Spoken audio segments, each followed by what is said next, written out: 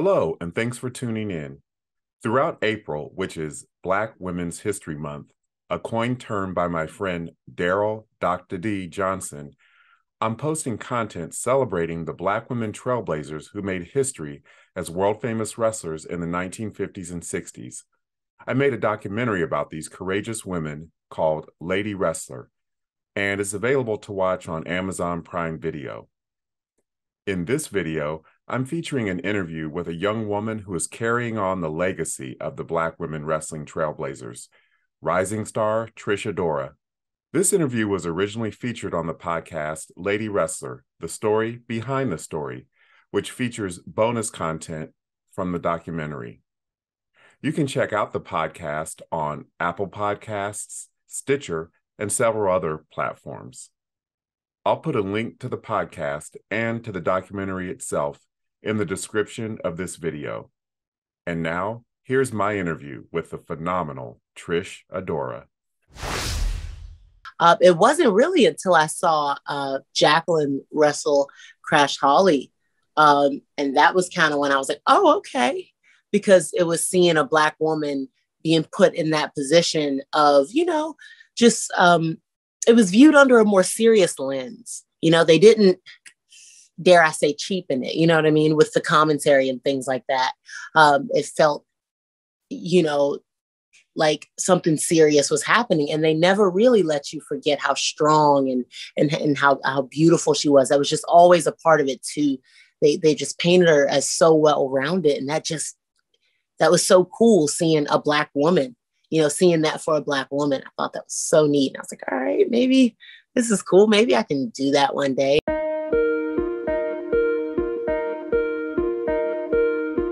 Hello, and welcome to another edition of Lady Wrestler, the story behind the story. This podcast expounds on issues explored in the documentary Lady Wrestler, the amazing untold story of African American women in the ring. I'm Chris Bournet, and I directed the documentary. Lady Wrestler chronicles how trailblazing African American women like Babs Wingo, Ethel Johnson, Marva Scott, Ramona Isbell, and Kathleen Wembley integrated pro wrestling in the 1950s and 60s. So, what will it take to build on the sacrifices that those original legends made? What will it take to bring about lasting, positive, sustained change for women in the wrestling industry, especially women of color?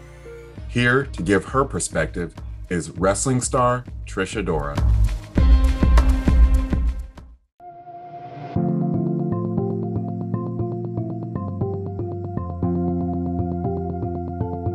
Before launching her pro wrestling career, Trish Adora served 8 years in the United States Army, according to ProWrestlingFandom.com.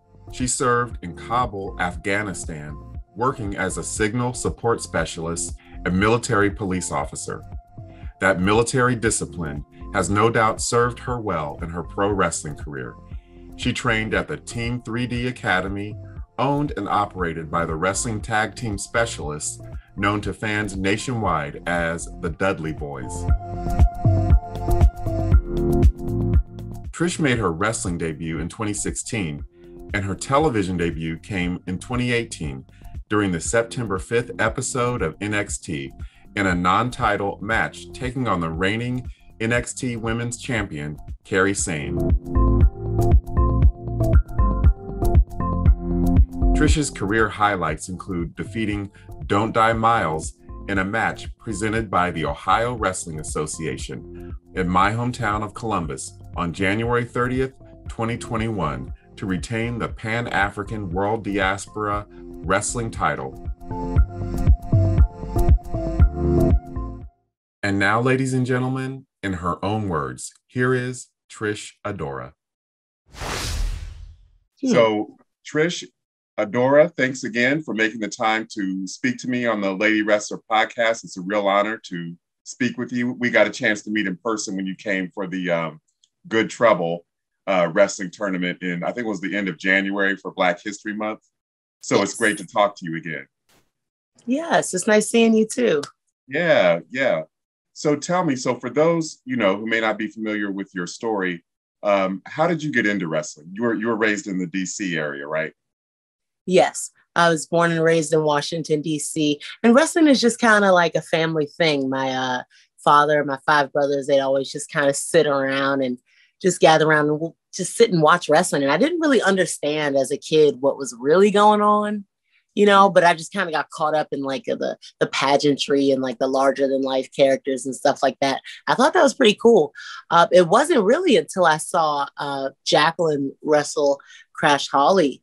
And that was kind of when I was like, oh, okay. Because it was seeing a Black woman being put in that position of, just it was viewed under a more serious lens. They didn't, dare I say, cheapen it, you know what I mean, with the commentary and things like that. It felt,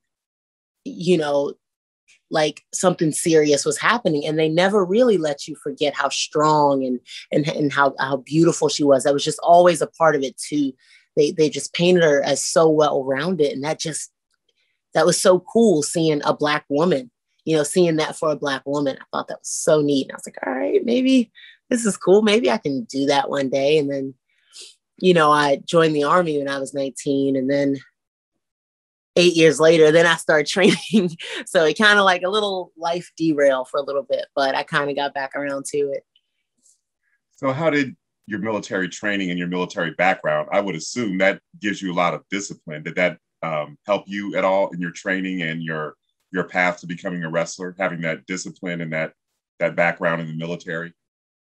Yes, the mental toughness and the being able to like rely on other people and being able to lean on a team is just something that they really ingrain that in you. If you weren't already, like, if that wasn't already your mindset, they'll kind of ingrain that in you. It's threaded into the culture of the military anyway. So finding that in wrestling really helped me find my groove. So I was very thankful that I was just able to relearn how to trust in a different way and just have that camaraderie, and then the mental toughness as well. Wrestling's a very mentally taxing, sport overall. So it's important to make sure you keep those things in line. Right. Because it's sort of like physical chess almost. Like you do this move, then I do that move. It's like, I would imagine a lot of it is very, in your head, and you have to have your mentality together to be able to do it, I would assume. Yes, very much so. Very much so. Right. So did you have a mentor or a trainer who kind of, helped you get into the business, or did you just kind of, develop your own training regimen, or how did that come about? Well, so one day I was like, all right, I did enough research at this point, about a year and a half of research. And I was like, all right, I kind of figured out that I think I'm going to just end up in Florida. So I moved down to Orlando, and I quickly realized, because it was kind of like my first time, like being like alone in that sense. So it was the little money I had saved up went so quickly, you wouldn't believe. And so it took me a while to kind of join a school once I got down to Orlando. So that was kind of the first initial grind. But once I got connected with the Team 3D Academy, with Bubba Ray and Devon Dudley, they kind of just developed a training regimen around that. So I was very, very happy with that. And over time, I had other trainers too, as I left the nest and moved back to DC after about 3 or 4 years of training. So I know you don't want to give it. Go ahead. Oh, sorry.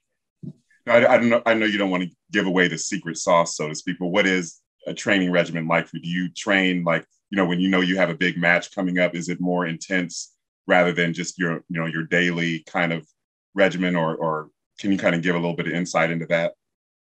Yeah. So I try to always operate at like a third gear. You know what I mean? So just you're always at a pace. So that way when you need to pick things up, like my May and my June got really packed really quickly. I took a few like last minute bookings. So things kind of got crunched up.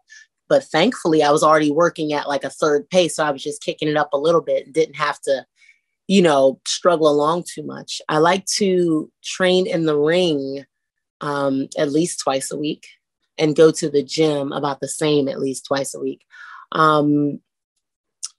Usually no more than 4 or 5 times. I try not to really grind that into the ground a little bit, especially if I have shows that weekend, because usually it'll end up being 3 shows on the weekend. Then like I take Monday and that'll be the rest day. And then I'll train Tuesday. Wednesday will be like my errands day, promos, podcasts, things like that. And then Thursday will be my other training day. And then Friday I'm kind of back out to kind of do the weekend. So it's a it's a system. But yeah. Just for people who travel, for their work in general, that can be taxing. So, I mean, how do you keep your strength up when, a lot of times flights may be delayed or, you have logistical issues? I mean, how do you keep your energy up and your strength up when you're dealing with the grueling aspect of traveling all the time? Oh, I tell you what, there's so much learning on the fly. Like literally. I traveled to the UK and Japan, and I'm telling you the learning curve and how, because like I would fashion myself more as like a journeyman, I travel from place to place. I do have a home promotion. I do have a home training area, but I travel often. I'm at other training areas, I'm all across the US at any given time. So there's a lot of things, a lot of little tricks of travel that you just kind of learn by messing up and having to spend that extra money, The UK was especially taxing. There was like a whole 2-week period where I was like, where am I going to be staying again? And just trying to get that ironed out was a chore. And I told myself, I remember, because I was supposed to be there for a month, and the minute I got there, my 2 back wheels on my luggage broke. And I had to drag it around everywhere, and everything was all cobblestone. So it's just that right there alone was just brutal. I had to take my things with me everywhere. So it was just, yes, I told myself too, I was sitting on my suitcase and I was like, yo, it's going in a book. I'm making a book. Yeah. This is going in a book. And ever since then, I just kind of have to laugh sometimes, and I'm almost about to miss my flight out of Japan to come back to the US. And I'm like, look, I don't have any money to, there's nowhere I can go after this. Like, you just kind of go, yeah, it's going in the book. So yeah, you definitely have to do a book. Are you working on a book right now? No, I should start getting all my things situated now, because the travel woes have been crazy. Oh yeah. Oh my gosh. So speaking of which, how have things been through COVID? Were you able to continue to work throughout COVID, or was there a time when there was not any in-person or any matches with an audience, or how's that been, that whole COVID experience? Well, COVID really, I mean, so I won my championship in February of last year.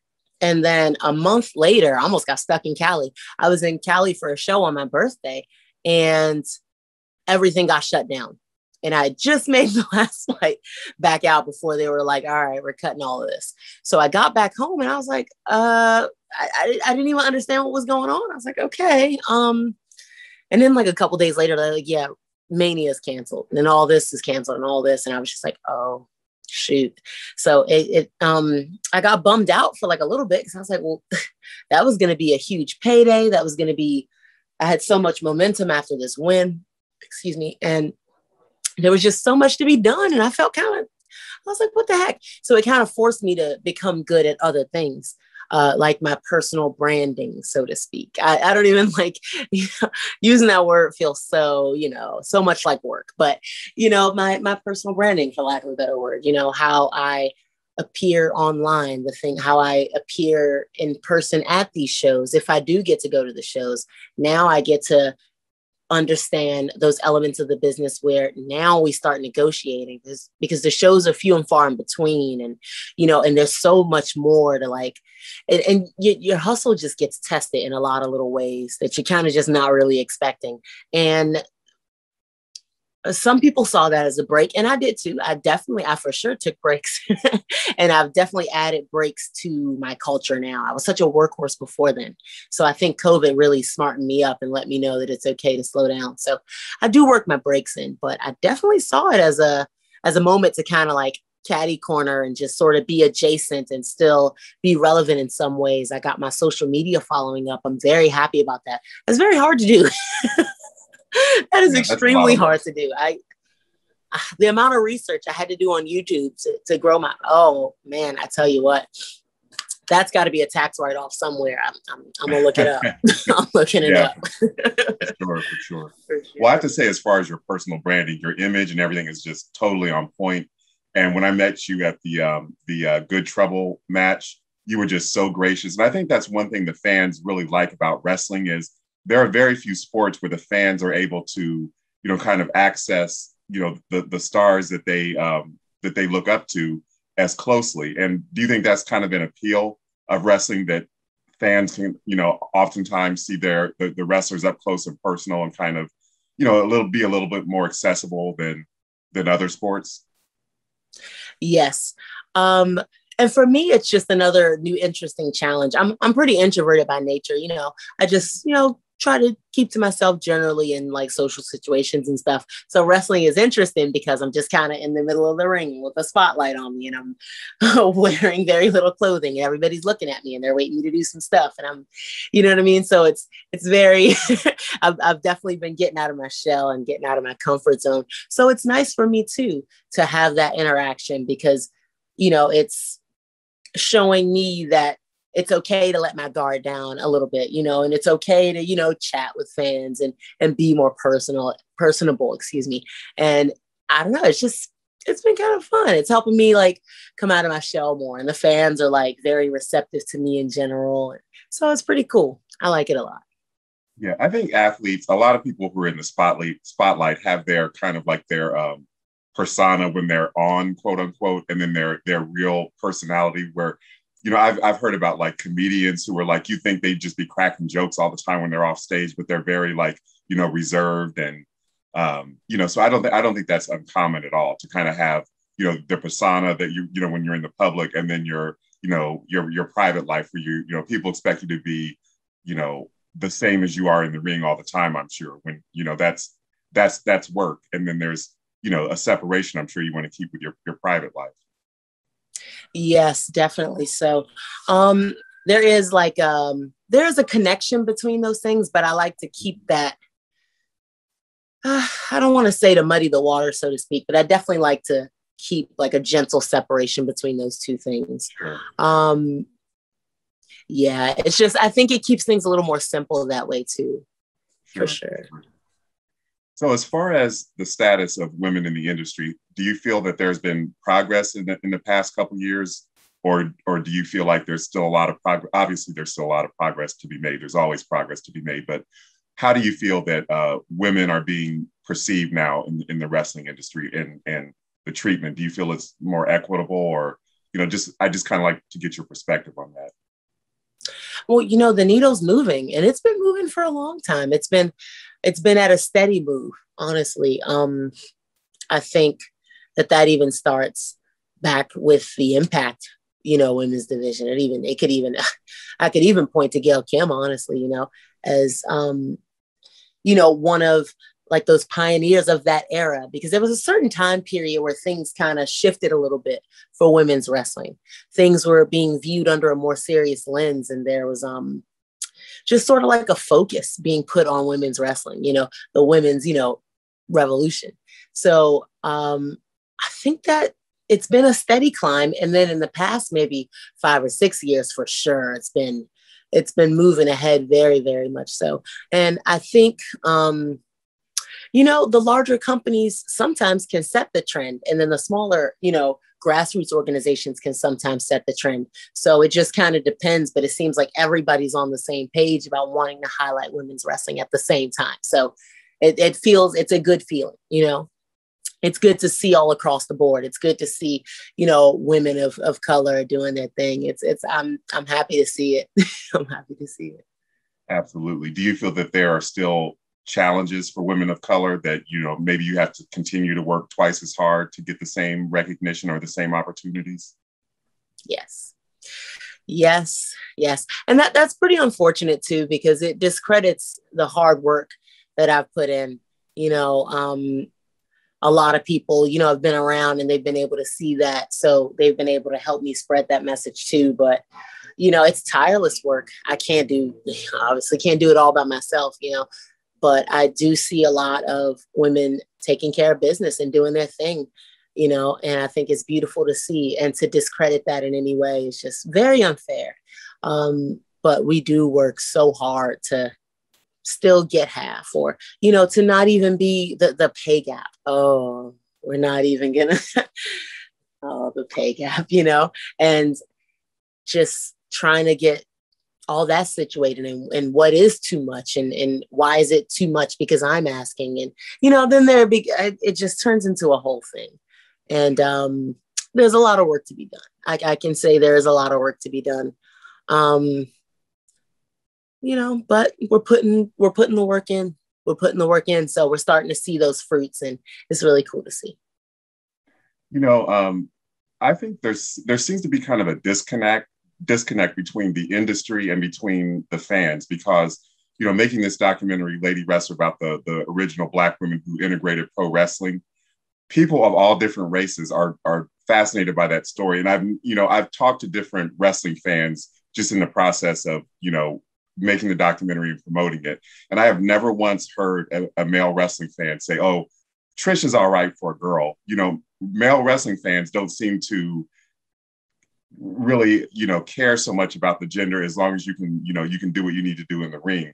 So there's obviously a demand for women's wrestling, but the industry still seems to kind of have a outdated mindset that people don't really want to see women's wrestling, or people don't. The industry still seems to treat women's wrestling like it's not as much of a priority among fans as the men are, and that just doesn't seem to match up with reality. So my question to you would be, what can the fans do? What role do the fans play? Is it just, tuning in and attending the matches so that the ratings and the attendance shows the promoters and the different companies that, hey, there is a demand for women's wrestling? Is it, posting about women like yourself on social media? What can the fans do to help advance women in wrestling?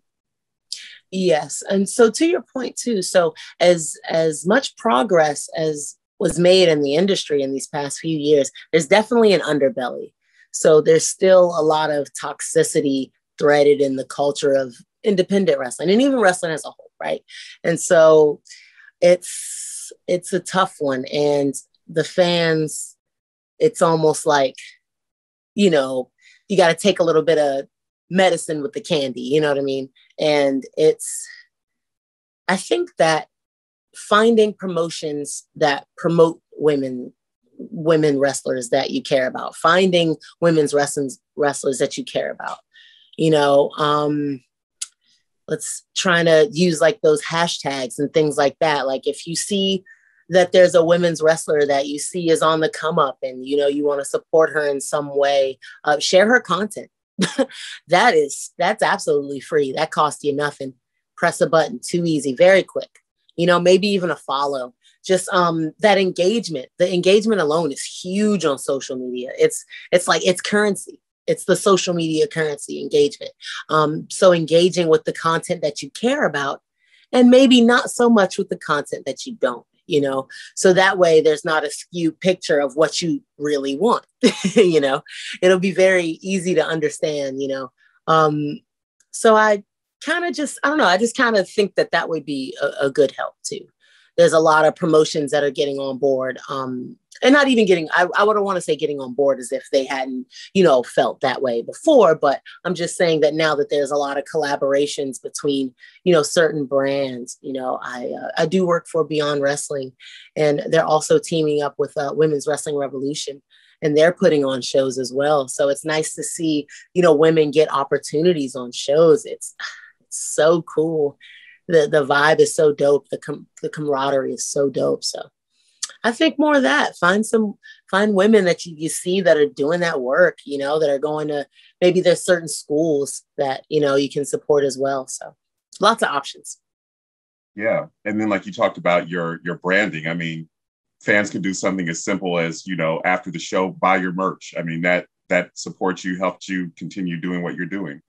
For sure. For sure. Yeah. Trying to get merch situated is a whole other, ooh, that's a whole other beast. You know, you got to bulk order a shirt you got to carry around now. And, you know, you got 8x10s. You got to keep those fresh and processed. I try to keep fresh 8x10s with me every show I go to, you know? So it's a huge help being able to move that. It may feel like a drop in the bucket, but it's huge. It's making waves for me, you know? So I'm Right. very appreciative of that. Right. Another thing I kind of learned in the process of making the Lady Wrestler documentary, the women that I interviewed, they came in during, what's known as the golden age, from the 30s through the 50s. So they sort of came in on the tail end of that. And, that was started by their promoter, Billy Wolf. And then after Billy Wolf passed away in the 60s, women's wrestling the popularity waned a little bit. Then it, came back up in the 80s. Now it's, as you said, in the past few years, it's really made a lot of progress. But it seems like women's wrestling goes through these boom and bust cycles where it's like really hot, then it's kind of like, doesn't get as much attention for a while. So my question is, what can be done to kind of, make women's wrestling sustainable? So it's not this, boom and bust and, it's trendy for a while and then it, kind of the popularity kind of wanes a little bit. What can be done to make it more like the men where it's like all the time, 365 days a year, the popularity is sustainable? What do you think can be done in that regard? Well, I think that the heavy lifting is on the companies, it's about making sure women are in the rooms when it's time to write for the female characters. You know what I mean? That's how we're heard and we're spoken for, and we make sure our stories are told, with respect to who we are. Right. And I think it starts there. Start having women as trainers at certain places. Sumi Sakai is one of the trainers at the Worldwide Dojo, along with world famous CB. And I'd been training there off and on for a little bit. And she's just sharp. And I learned so much from her. And I'm so happy to have her as a resource. I'm so happy others get to have her as a resource. That's so important to have people in those training rooms, in those meetings, to have people of all colors in those meetings, to make sure we're fully represented and making sure we're telling people stories with respect to who they are. So the heavy lifting is on those companies, but they're honestly doing it. The Ring of Honor is revamping their entire women's division, and they're doing the work, and they're scouring the independents, and they're trying to create a women's division that is unlike anyone that you've ever seen. And I am thankful to be a part of that. I see what they're trying to do. I see this isn't just a phase. To be a part of laying bricks for that is just so special to me. So I believe that should we get, the right people in the right rooms, I think this can be very sustainable. Absolutely. So what would you say to, little girls who, might see you wrestle and they think, well, maybe I can do that one day? What advice would you give on, first of all, how to get into the business, and then how to build a career once you're in the business? Yes, I say follow your dreams. There's so many times where I almost gave up and just maybe did something else a little more safe. There was always a safe option for me along my path. So I always had a little backup plan. And it wasn't until I finally just, stepped out on faith, that I just kind of flew. And it's so cool. So building an ecosystem and of like-minded people and just trying to work together and create ideas that are sustainable. You just can't do it alone. And I tried to do it alone for a really long time, and it upset me and it drained me. And, learning how to depend on others, stay the course, learn how to depend on others, learn how to depend on yourself. Just stay the course. Is there anything you'd like to add, or anything I didn't ask about that you think is important to mention? You put me on the spot. I don't know. I can't think of anything offhand. I can't think of anything offhand. No. Do you have anything coming up that you'd like to promote or kind of point people to? Yes, actually, the Ring of Honor Women's Tournament is coming up soon, and I'm an entrant in that tournament. The details are forthcoming, but using the hashtag WATCH, ROH, and hashtag ROHWD for women's division. So you follow those hashtags. I'll be able to update everybody, but we're very excited about the crowning of the inaugural Ring of Honor Women's Champion. Awesome. We'll be following that. And how can people follow you on social media? What are your handles? Yes, at Trish Adora, Adora 202. And that's on Instagram and Twitter. Awesome. Well, Trish, again, it's been a real honor speaking to you. Best of luck with everything coming up. And thanks again for taking the time to speak with me. It's been a pleasure. Thank you. I'm very appreciative. Thank you very much. If you like this video, please leave a comment, share it, and subscribe to my channel.